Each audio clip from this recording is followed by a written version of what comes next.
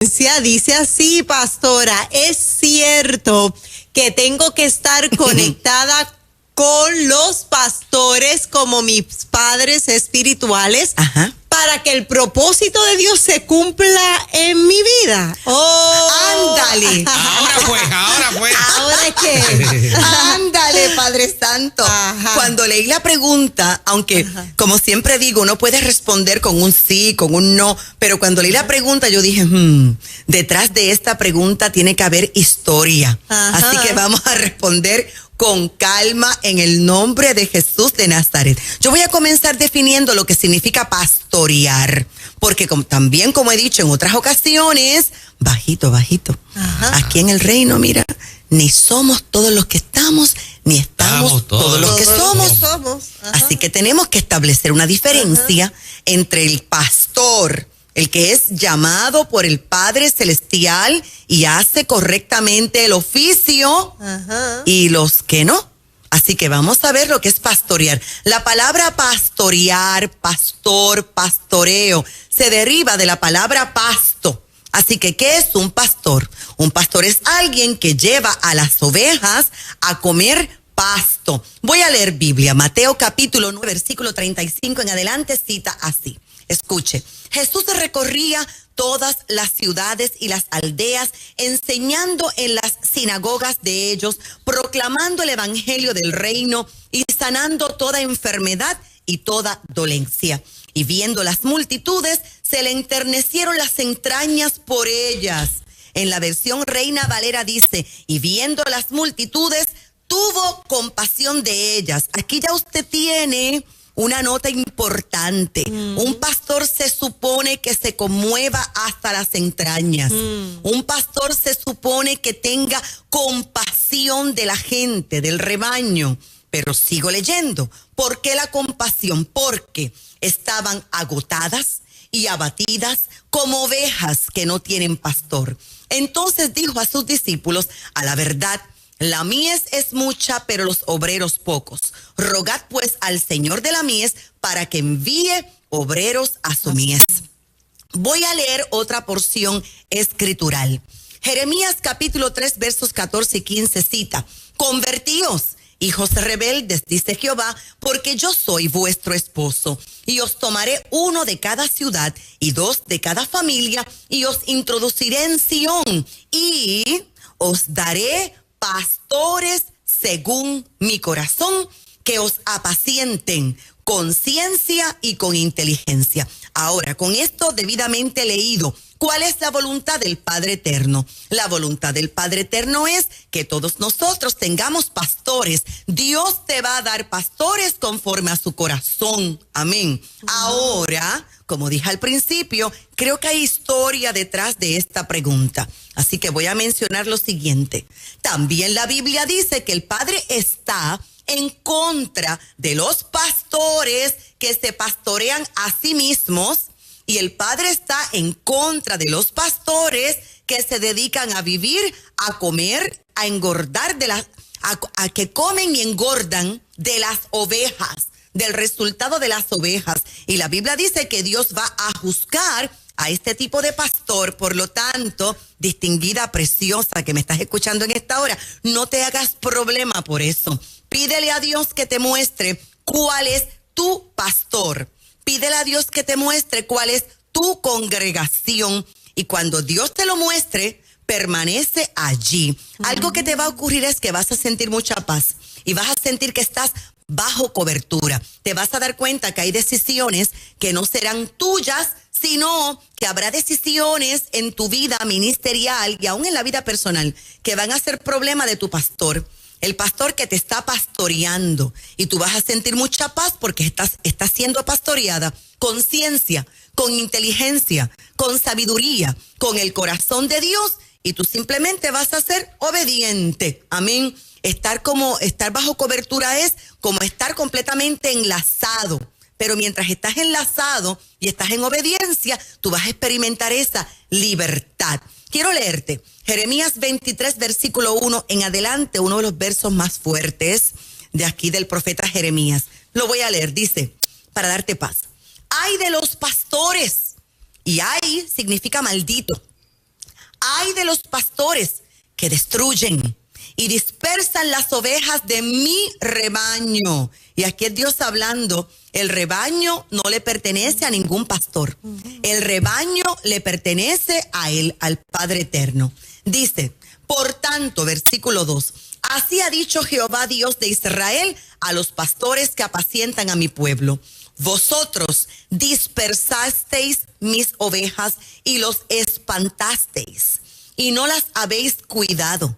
He aquí que yo castigo la maldad de vuestras obras, dice Jehová, y yo mismo recogeré el remanente de mis ovejas de todas las tierras a donde las eché, y las haré volver a sus moradas, crecerán y se multiplicarán, y pondré sobre ellas pastores que las apacienten, y no temerán más, ni se amedrentarán, ni serán menoscabadas, dice Jehová. Así que para terminar esta pregunta tan importante, entonces, ¿cuáles son los frutos? ¿Cuáles son los frutos del trabajo de un buen pastor? Pues una iglesia que está bien pastoreada, bien apacentada y bien entrenada, que eso es maravilloso, la describe Efesios capítulo 4, versos 12 al 16, y por favor, a causa del tiempo, me lo vas a leer de asignación, pero tiene que haber unidad de fe, hay que caminar en unidad, tiene que haber mayor conocimiento, un conocimiento que va en ascenso de quién es Cristo, y tiene que haber sujeción a Cristo. Tiene que haber estabilidad en la fe, en las convicciones y en la visión que el Señor nos da. Tiene que haber mucho fruto del Espíritu Santo, libertad para los dones del Espíritu Santo. Tiene que haber mucho amor y entender que Cristo es la cabeza del cuerpo. Ningún pastor puede decir, si te sujetas a mí, y si crees en mí, y sin mí nada podéis hacer. Eso es una locura. Eso es una locura. Porque antes que tú llegaras a las manos de ese pastor, ya el Espíritu Santo te entregó un destino, te entregó un propósito, ha trabajado contigo, te entregó dones, talentos, gracia, favor, unción, habilidad. Y el pastor simplemente, y yo soy pastora, estamos aquí para pastorearte y para dirigirte conforme al deseo y al corazón de quien es tu dueño, que es el Padre Celestial.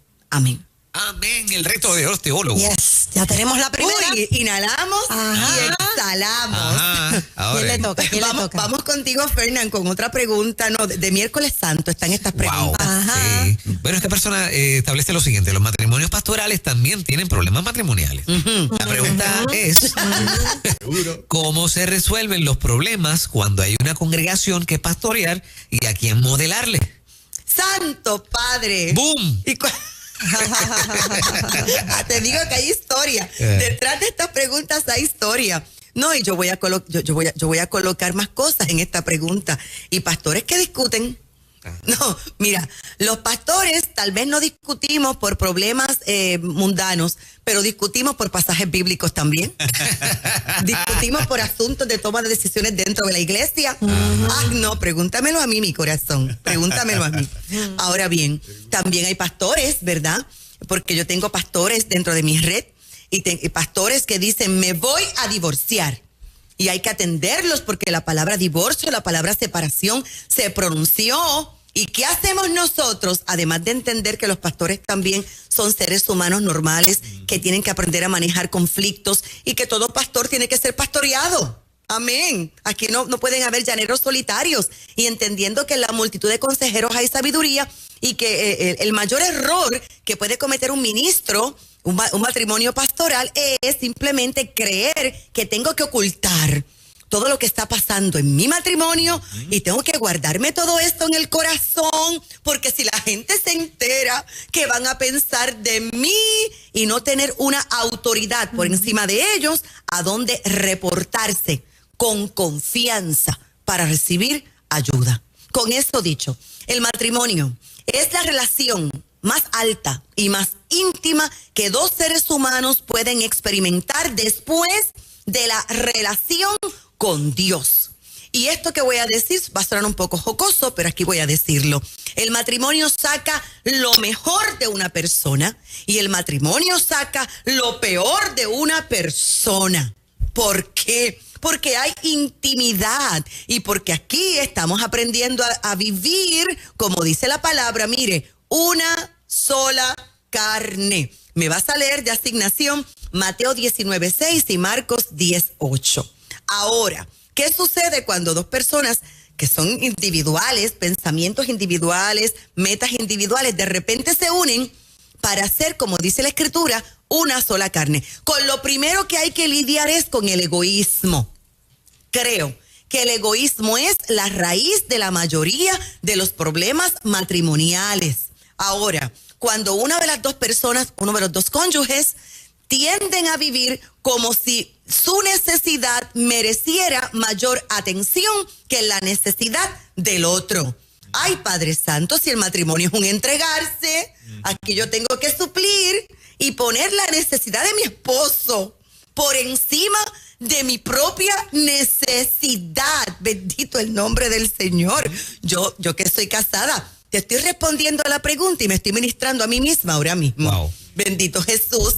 Tener que rascarle la espalda a mi esposo cuando me pica a mí, ráscame tú la mía, pero ¿por qué tengo que yo hacer esto? Porque el egoísmo, ¿verdad? Porque siempre queremos anteponernos a nosotros mismos. Ahora, hay versículos específicos en la palabra del Señor que tratan con el comportamiento de los esposos y el comportamiento de las esposas. Es un tema larguísimo, así que yo voy a simplemente a decirte dónde están los versos, y porque de esto podemos hacer todo un estudio bíblico y usted lo va a buscar de asignación. Anótelo.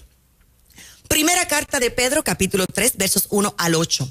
Colosenses, capítulo 3, versos 18 y 19. Y Tito, capítulo 2, versos 3 al 5. Muy bien. También te vas a leer Filipenses, capítulo 2, versículos 3 al 13. Allí hay una receta excelentísima para resolver los problemas, no solamente matrimoniales, sino que la Biblia provee cómo solucionar conflictos en cualquier tipo de relación. ¿Y qué es lo que nos dicen todos estos pasajes? Aquí está. Que adoptemos el pensamiento y la actitud que Cristo demostró, dejando a un lado sus derechos y privilegios como el Hijo de Dios, y descendió al planeta Tierra como hombre y como un siervo humilde. Mira lo que dice los versos 3 y 4 de esta última porción que acabo de citarte.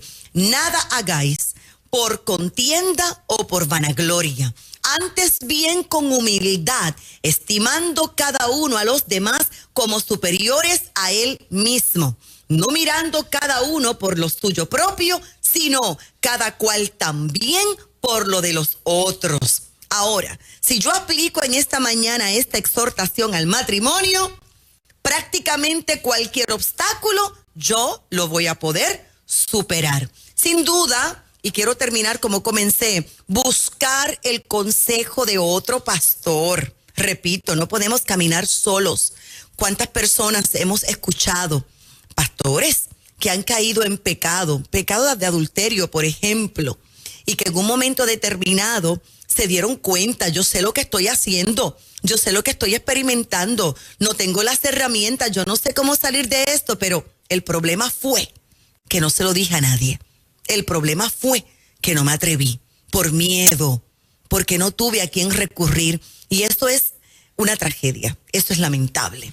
Dice la palabra del Señor, vas a leerme Proverbios 19:20, que recibir consejería es una excelente manera de nosotros recibir ayuda, de ser libres y de aclarar conceptos erróneos sobre el matrimonio.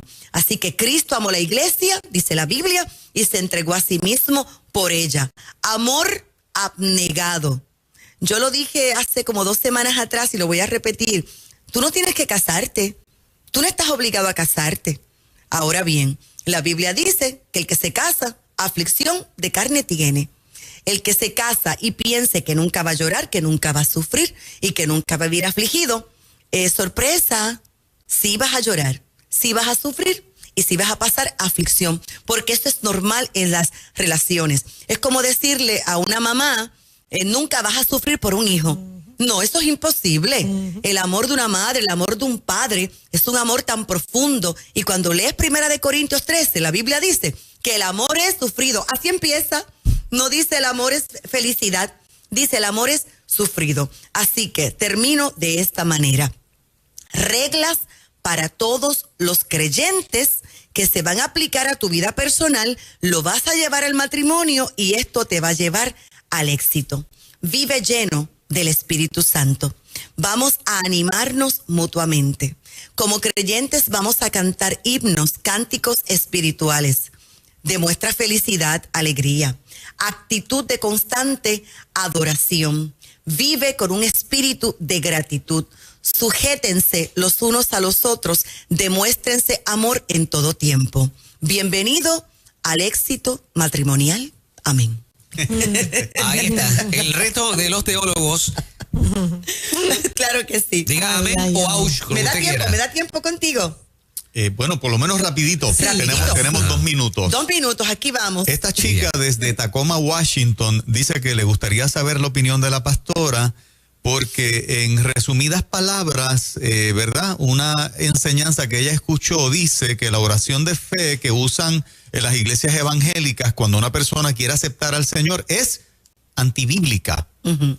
¿Es la misma antibíblica? Pregunta ella. Ajá. Mira, lo que pasa es que hay un video corriendo por allí donde colocan a predicadores como Joel Austin, como Joyce Meyer, como otros, en sus diferentes programas, y al final del programa dicen, si usted ha creído en su corazón, ajá, repita conmigo. Ajá. Señor Jesús, hoy me arrepiento de todos mis pecados, te recibo en mi corazón. Una breve oración y luego dicen, bienvenidos a la iglesia de Jesucristo, bienvenidos, ¿verdad?, al cuerpo de Cristo. Ajá. Yo lo hago aquí en la red. Sí, yo también, eso mismo. Entonces hay un grupo de ministros que se ha levantado en contra de esto y dicen, no, esto no es así, esto está incorrecto, porque una persona con una simple oración, porque se emocionó, porque creyó en un momento determinado y ahora sigue viviendo una vida pecaminosa, una vida de mundo. Estos predicadores lo que hacen es enviando a la gente al infierno con ese falso mensaje. Eso es lo que dice el video. Qué complicado hay mucha gente. Sí. Ay, sí, la gente se complica por cualquier cosa. Todo. Yo lo voy a simplificar, mira, en un minutito. Mira, simplemente es nacer de nuevo. Nos vamos a leer de Asignación Juan, capítulo 1. Para nacer de nuevo, todo lo que yo tengo que hacer es creer. Exacto. Creer con todo mi corazón.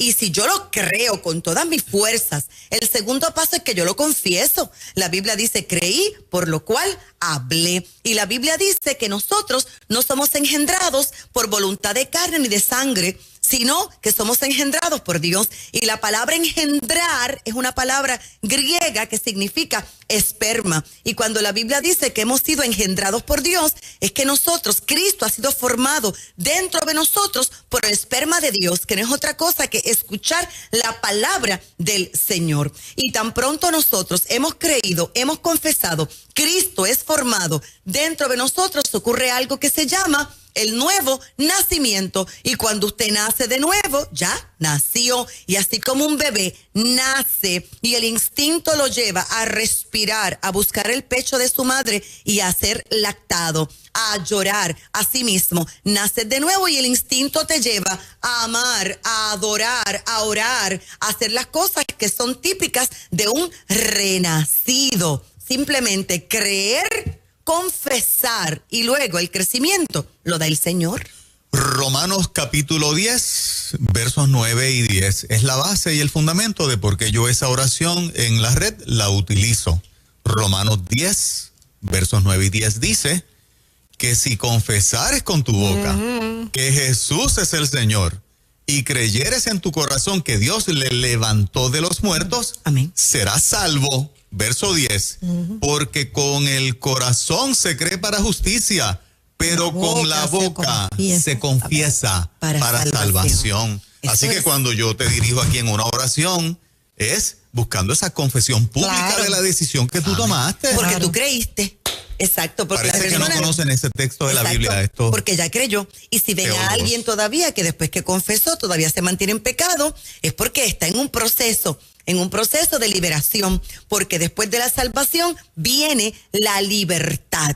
Y la libertad es un regalo de Dios. Nosotros no podemos juzgar la intención de la persona que acepta a Cristo en el momento y decir, no eres salvo hasta que me demuestre que eres salvo. Señor Jesús. Eso sí es antibíblico. Claro. Eso sí es antibíblico. Claro. Exacto. O sea, yo no sé de dónde se sacan unos argumentos que son antibíblicos de verdad. Entonces, si una persona te dice a ti, la Biblia dice, todo el que confesara el nombre de Jesucristo será salvo. Tú lo dijiste. Claro.